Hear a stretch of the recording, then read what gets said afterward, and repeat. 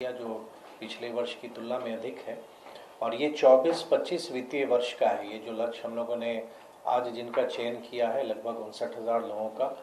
ये 2024-25 वित्तीय वर्ष का है। तो अगला वित्तीय वर्ष जो अप्रैल महीना से प्रारंभ होगा उसके लिए फिर एक अलग लक्ष्य के आधार पर उसमें फिर हम चयन करेंगे।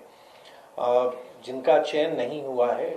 मैं आपको इतना विश्वास दिलाता हूँ कि निराश होने की ज़रूरत नहीं है। माननीय मुख्यमंत्री जी ने ये घोषणा किया है कि जो बिहार में जो सर्वे कराया गया था, जो जाति आधारित सर्वे कराया गया और उसमें सामाजिक और आर्थिक सर्वेक्षण भी उस सर्वे का हिस्सा था, उसमें जो परिवार चिन्हित हुए हैं, जो पुअरेस्ट ऑफ द पुअर हैं, जो गरीब परिवार हैं, उनको माननीय मुख्यमंत्री जी ने तय किया कि वो समाज के किसी भी वर्ग से आते हैं, उनको हम लोग आर्थिक सहायता देंगे। आप अवगत हैं कि बिहार में जैसे मुख्यमंत्री उद्यमी योजना भी संचालित है, तो उसमें कुछ राशि ग्रांट के रूप में है, कुछ राशि ऋण के रूप में है, लेकिन बिहार लघु उद्यमी योजना की राशि पूर्णतः ग्रांट है, मतलब इसमें कोई ऋण नहीं है। तो जिनको ये राशि मिल रही है, हम तो आपसे ये आशा करेंगे कि आप अपने परिवार के लिए और अपने राज्य के लिए, आप अपने गांव के लिए एक आर्थिक प्रगति में, आर्थिक डेवलपमेंट में आप उसमें योगदान देंगे और इस राशि का सदुपयोग करेंगे कि सरकार एक उद्देश्य के साथ आपको दे रही है और आप इस राशि का सही इस्तेमाल करेंगे ताकि आप अपने परिवार का भी जीविकोपार्जन में आप सहायता कर सकें। ईज ऑफ जो लिविंग है, जो आपका जो क्वालिटी ऑफ लाइफ है वो इम्प्रूव करे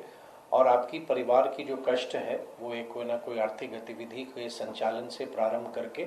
आप संपन्नता की ओर बढ़ें। और जैसा वंदना जी ने बताया कि आप लघु उद्यमी से बढ़ते बढ़ते आप एक बड़े उद्यमी की ओर अपनी यात्रा को पूरा करें। सभी को शुभकामना है। और मुझको ये भी बताते हुए प्रसन्नता है कि अगर आप विभिन्न योजनाओं को देखेंगे, अगर मुख्यमंत्री उद्यमी योजना जो माननीय मुख्यमंत्री जी की बहुत ही महत्वाकांक्षी योजना और सरकार की एक फ्लैगशिप स्कीम है, बिहार में हम हमेशा इस बात को, ये वास्तविकता है कि अपनी इंटरप्राइजेज शुरू करने में हम लोग अन्य विकसित राज्यों की तुलना में हम लोग लेट स्टार्टर हैं। लेकिन मेरा स्पष्ट मानना है कि आने वाला समय हमारा है, आने वाला समय बिहार का है। जिन राज्यों को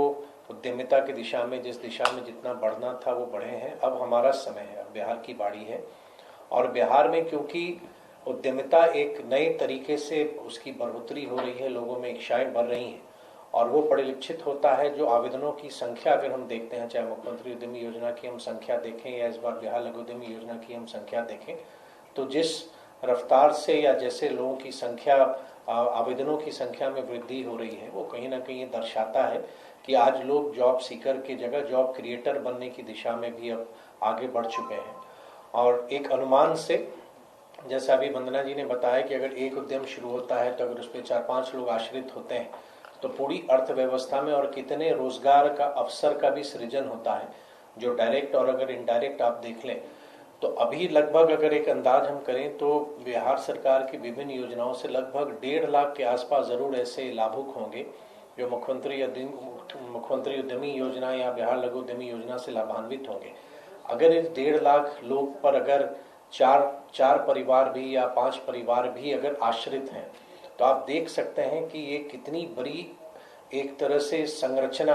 या एक बहुत बड़ा योगदान बिहार की पूरी अर्थव्यवस्था में होता जा रहा है। देश स्तर पर एमएसएमई का